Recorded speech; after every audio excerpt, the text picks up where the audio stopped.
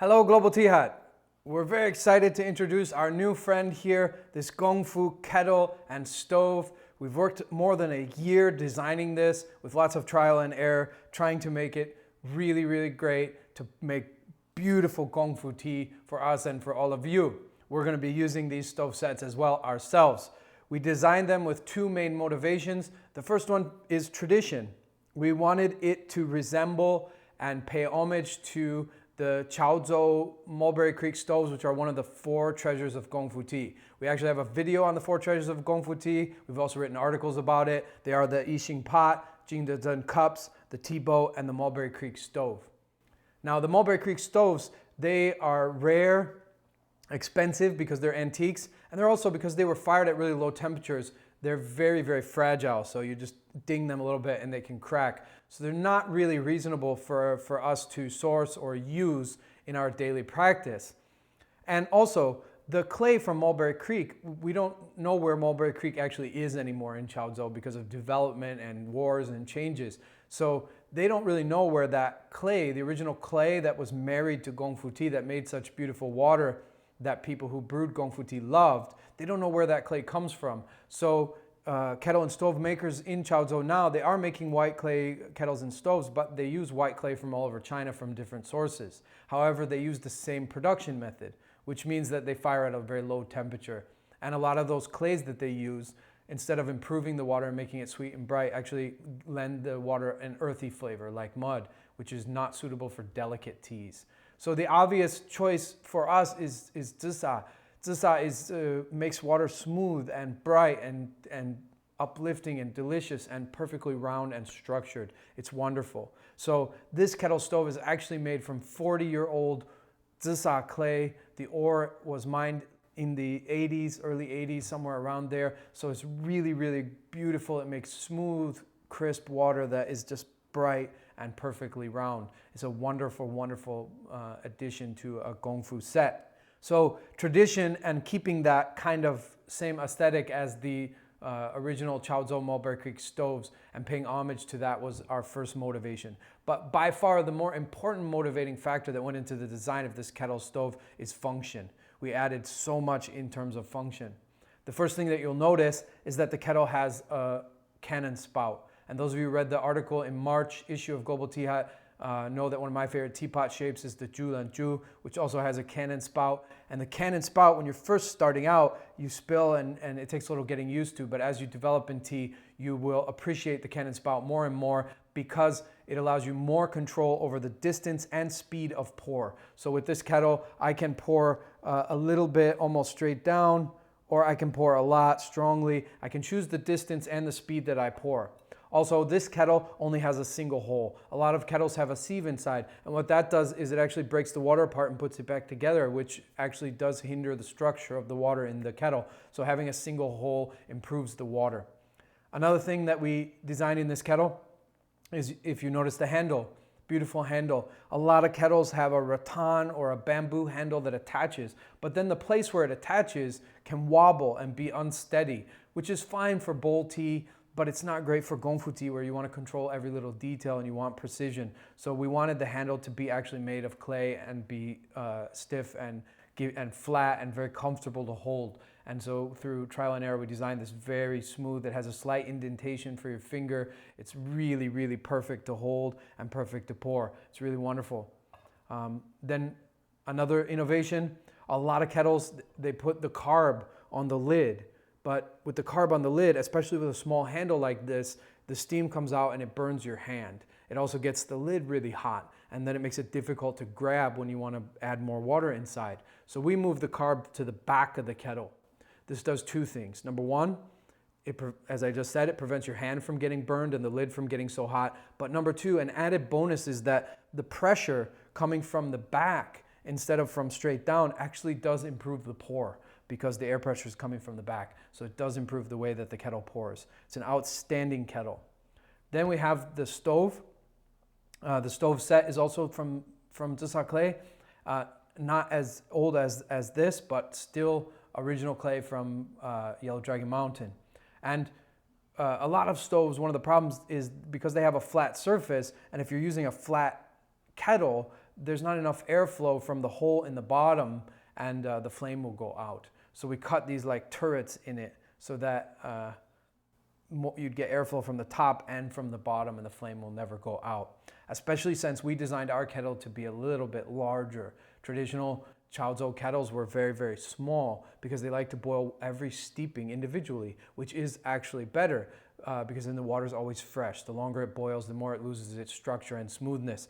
But we wanted to compromise and have some convenience and yet not be too big that the water sits too long. So we made it this size, but that bigger size would smother a stove. So having these turrets is really important. You get airflow from here and airflow from here. The stove also has hemp on it, so you can grab it even when it's warm, and it actually splits. So you have actually 3 options. You can put the kettle here on top and tall, or if you have if your chashi is better with something shorter, you can just use the bottom half and you can put it here. Of course, the issue with that is that you lose those turrets and that airflow, but since the distance is shorter, the hole in the bottom should be enough to keep the flame going. Also, as long as you have a trivet here, like I do, you can take the top and you can just put the top, and that also allows you with a shorter option, and you can do like this. This is actually more suitable for my chashi today than that tall one. So it depends. Is your stove on a table next to you? Is it on the table? You have a lot of options for your chashi, and you can choose whichever one suits the day. The set comes with 2 different alcohol burners. For indoors, we have one of the best alcohol burners that we were able to find, one of the best I've ever seen in my life. It's Japanese glass, so it's thicker and a little bit stronger, and maintains heat a little bit better. And then the top is porcelain, which is amazing. It controls the heat really, really well and creates a really beautiful flame. So it's great, and it fits in the top part. It also fits in the bottom part. This one can fit down in the bottom, can fit in the top. You can use it in whichever one you like. So it's really great for indoors. And then the set also comes with this amazing tin alcohol burner, which is perfect for carrying your set outdoors. We think that a lot of you that use alcohol stoves with your Bolti kettles, whatever kettle you have, this is going to replace the glass that you've been carrying around, because carrying glass, you got to wrap it, and it has a danger of breaking, and then alcohol can get out. This tin one is amazing. It's transportable, it's easy. The tin one only fits in the top basket. It doesn't fit into the bottom. It only fits into the top, but it's great for taking the set outdoors, and the set comes with both. So you have your choice of the really amazing glass one or the metal one to use. Though this brazier is designed in the traditional way with a basket for charcoal, you have to be really careful if you put charcoal in it. You can only put just a few pieces in the center. They shouldn't be touching the edges, and you can't use hardwood charcoal. You have to use like a more mild compressed charcoal, and you just have to watch the heat because this can crack, and also the hemp that's on here could roast and smoke, and that wouldn't be good. So this stove is for maintaining heat. It's not for boiling the kettle. The use of this set is to boil water in another kettle, and then you pour it into here, and you use this for your steeping. And the ideal situation would be to have either a stainless steel kettle or a tetsubin, and you boil water on charcoal, and then you transfer to this, and this just keeps the water warm through alcohol or through just a few pieces of small compressed charcoal, and that maintains the heat, and you use this to pour. Why go through this trouble? Why use zisa? Why not choose a kettle of zisa and a brazier that's made of metal or some other material that allows us to use charcoal and alcohol? Well, a lot of reasons. Number one, aesthetics. It's nice if the base and the kettle match and look very nice and are a part of your chashi. Beauty does matter. It's not as important as function in Gongfu tea, but it does matter. Also, there is an effect based on what the kettle is actually touching, the surface that it's on. Originally, when my friends in Malaysia started making zisa kettles, they only had metal alcohol burners to keep them warm, and then they eventually designed an ishing ring to go on the metal because they wanted the kettle to touch zisa, not touch metal. It actually does change the structure of the water to have it touching zisa. And this one is actually super ideal because the less surface area that it touches, also the more up in the air the kettle is, the better it will be. So the less stuff it touches as it's maintaining its heat, the better the water. So it does improve the water slightly. You can do some experiments, but it does improve the water slightly to have a 自杀 stove instead of another material. And this kettle it's not for boiling water. Yixing wasn't traditionally made into kettles, and so it can crack.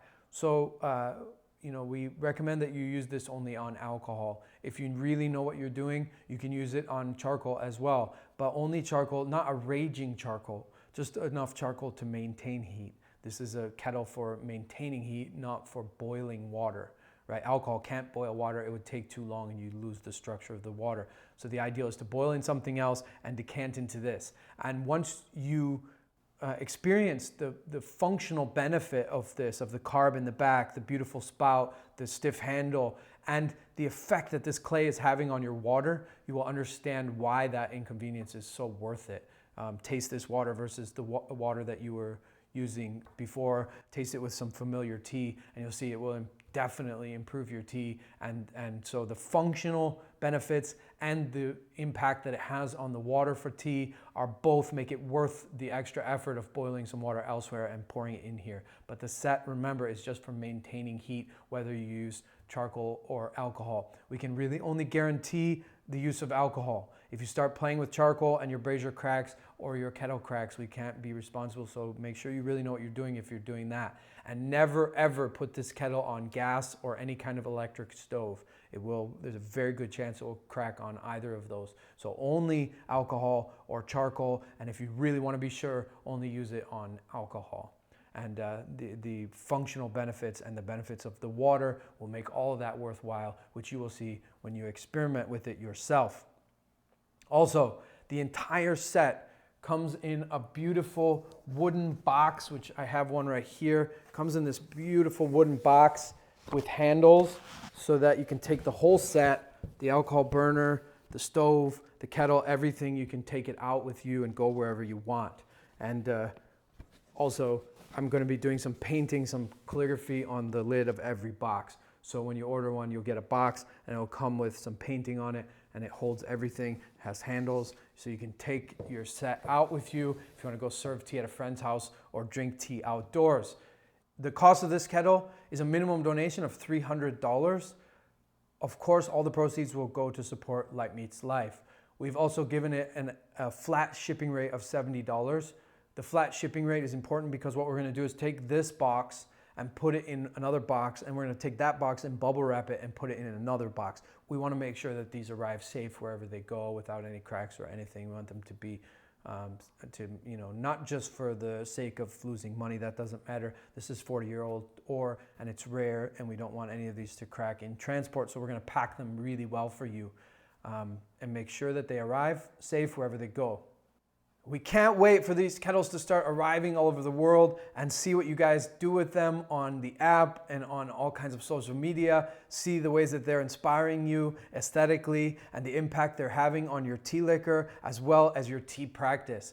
I think that because this is such beautiful clay, very quick, if you're putting good water, good spring water in this, the kettle's gonna start to glow and shine and change really quick. And we're super excited to see the seasoning of our own kettles here at the center as we use them almost every day, and also yours around the world. But remember, as you brew lots of Gongfu tea with this beautiful kettle set, that love is changing the world kettle by kettle.